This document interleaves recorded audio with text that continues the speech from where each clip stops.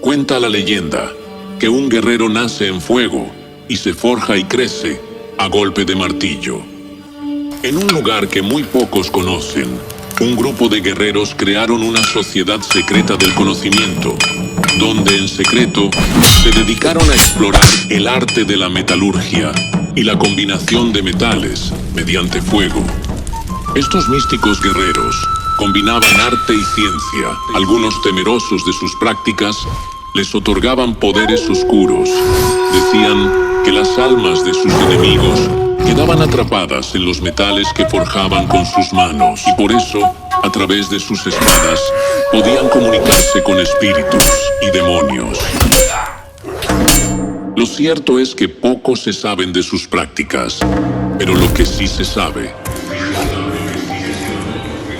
es que todo aquel que llega hasta su templo y decide adentrarse en él y aprender sus secretos, nunca más vuelve a recorrer otro sendero.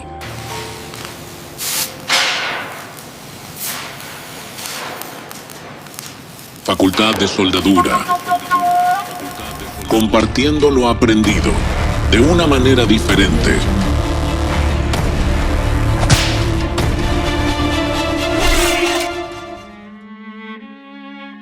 Vamos a soldar un ángulo bajo techo. Es una posición muy habitual en la soldadura de estructuras metálicas, o mejor dicho, es una homologación casi imprescindible para las personas que trabajan en construcciones metálicas, en estructuras para edificios, obra civil, donde vamos a tener que plegarnos un poco o adaptarnos a las posiciones en las que los perfiles están ya montados y punteados y no hay forma de que se puedan virar o que se pueda poner al soldador en posición horizontal. Entonces, esto lógicamente pues tiene su repercusión y sus consecuencias y exige un grado mayor a la hora de conocimientos y habilidades. Entonces, son ejercicios de homologación que van aparte. De hecho, una posición como esta, igual que vimos ya en el vídeo de ángulo en vertical ascendente soldado con electrodo básico también, como vamos a hacer ahora, convalida las posiciones más sencillas como es la posición horizontal.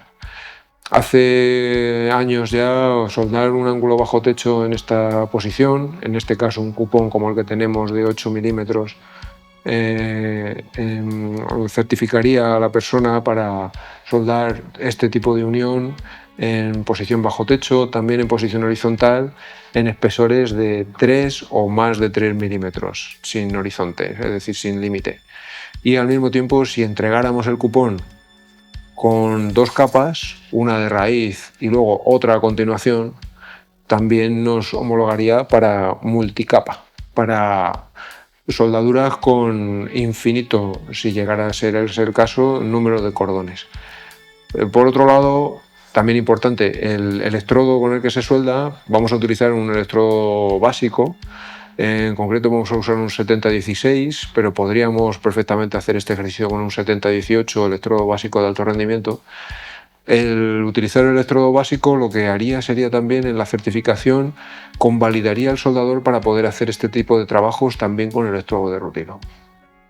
Entonces, por tanto, y en resumen, este ejercicio nos va a certificar un cupón en 8 milímetros de acero, ángulo posición bajo techo, nos va a certificar para posición bajo techo en ángulos de 3 o más de 3 milímetros de espesor, y también nos va a certificar para hacer los mismos tipos de uniones en posición horizontal, tanto con electrodo de rutilo como básico, y para multicapa, para poder entregar o para poder realizar trabajos con 2, 3, 4 capas, las que en un momento dado pues, se pidan en el plano.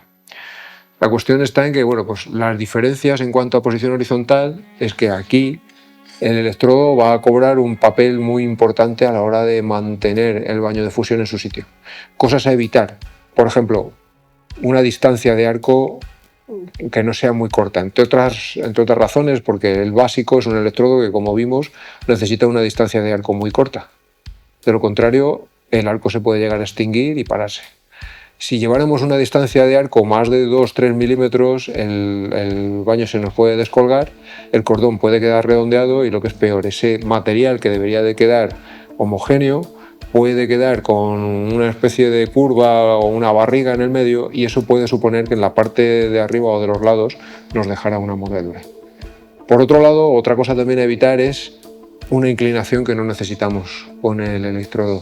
Si el electrodo lo llevamos prácticamente recto, vamos a aprovechar al máximo que va a ir muy cerca para que la cabeza del electrodo suponga un soporte y de alguna forma físicamente esté ahí ocupando un espacio que no sea posible que ocupe el baño de fusión, con lo cual lo que vamos a hacer, por decirlo de alguna manera sencilla, es agobiar el material ahí a muy poca distancia, con una distancia de arco muy corta y con muy poca inclinación para que se quede en su sitio y no se descuelgue o nos forme algún tipo de defecto, como hemos visto.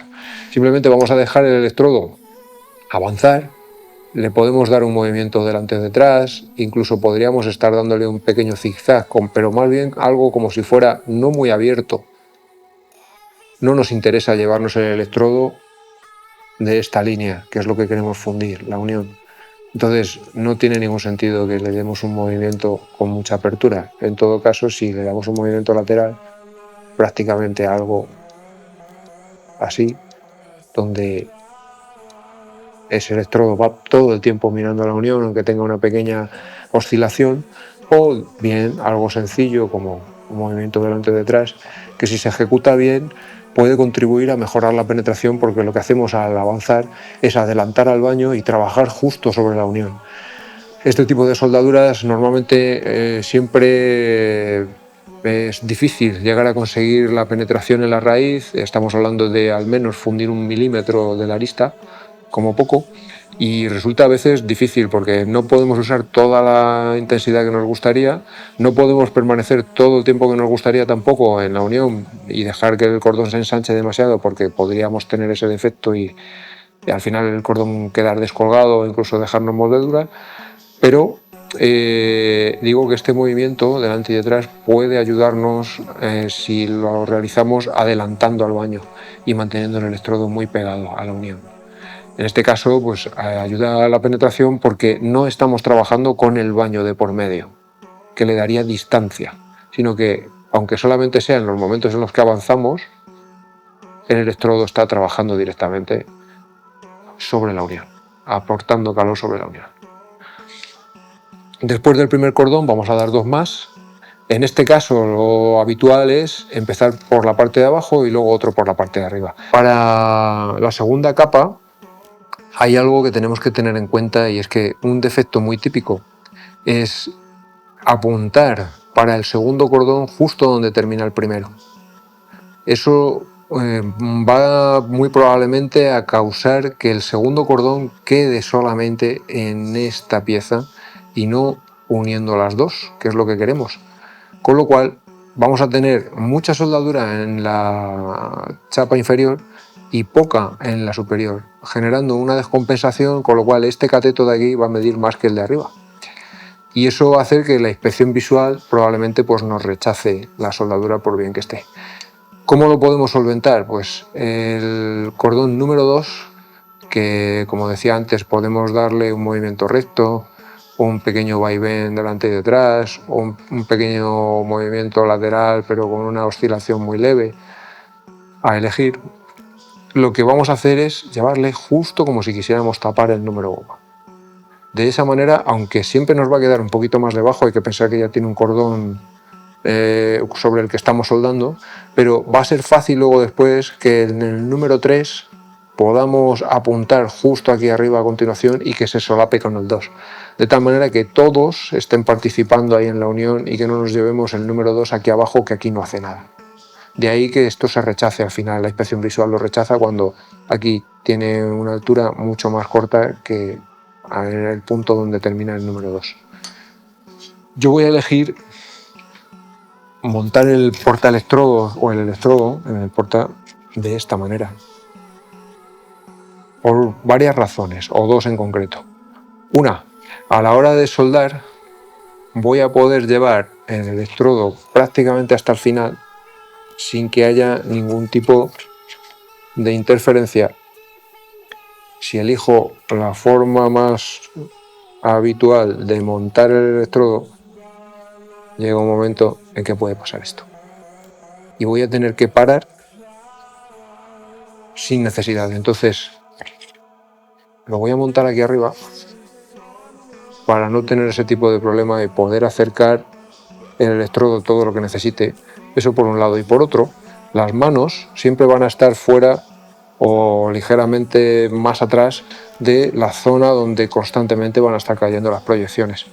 Si yo llevo las manos o llevo el portaelectrodos de esta manera, muy probablemente enseguida acaben justo debajo de la zona donde están cayendo las proyecciones y hay más riesgo de quemarse. Dos cosas más a tener en cuenta en este ejercicio. Uno, la polaridad. En principio hay que hacer pruebas. Lo más normal es que con el electrodo conectado al polo positivo, es decir, polaridad inversa, tengamos más penetración. Pero no funciona con todo el mundo exactamente igual. Es algo que hemos comprobado a lo largo de los años, que no a todo el mundo le funciona y no todo el mundo consigue más penetración en este ejercicio en concreto con el electrodo conectado al polo positivo.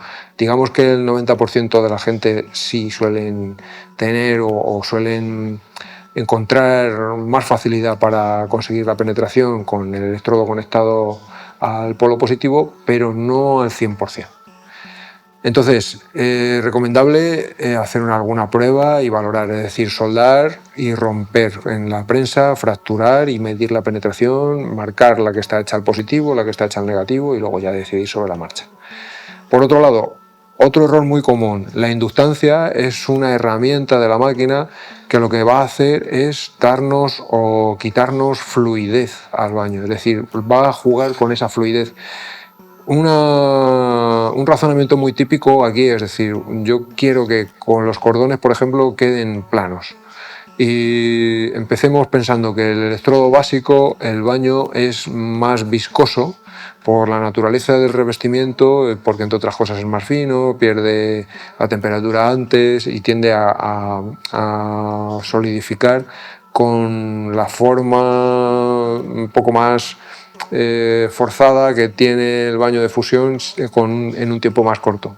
Entonces, si eso lo entendemos de esta manera, lo normal es que tendamos a subir la inductancia para darle más fluidez. Pero en muchos casos, el darle más fluidez en esta posición en la cual la gravedad no nos ayuda, lo que tiende es a producir el efecto contrario, es decir, el cordón más fluido tiende a descolgarse más.